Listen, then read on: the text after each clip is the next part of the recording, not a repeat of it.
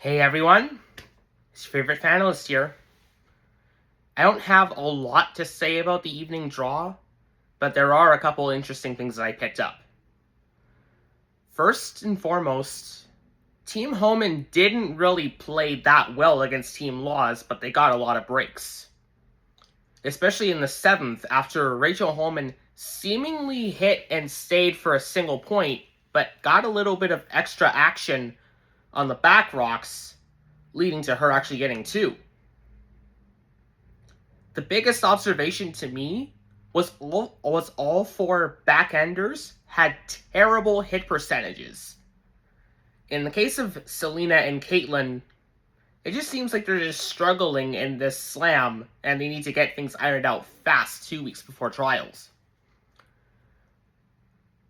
I know this isn't intentional, but it seems to me like Team Homan realizes that they might be peaking a bit too early, and it's almost like they're trying to not play as confident and maybe make a few more errors and hopefully get a few more breaks.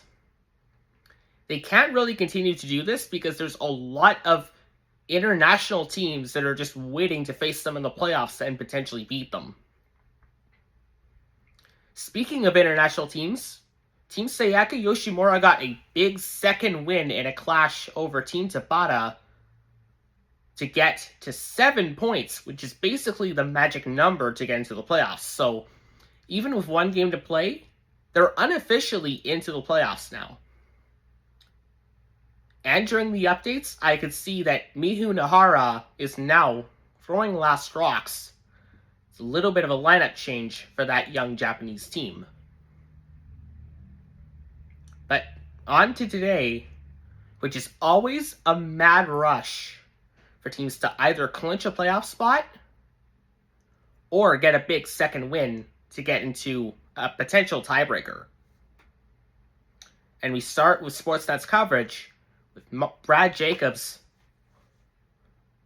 versus Team Mark Muskatovic of Germany.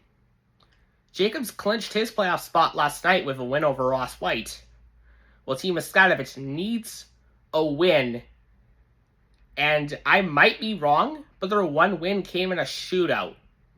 So they only have 2 points. So I'm not sure, even with a regulation win, that they have any chance of making the playoffs. But still a great game for them, preparing to defend their European title.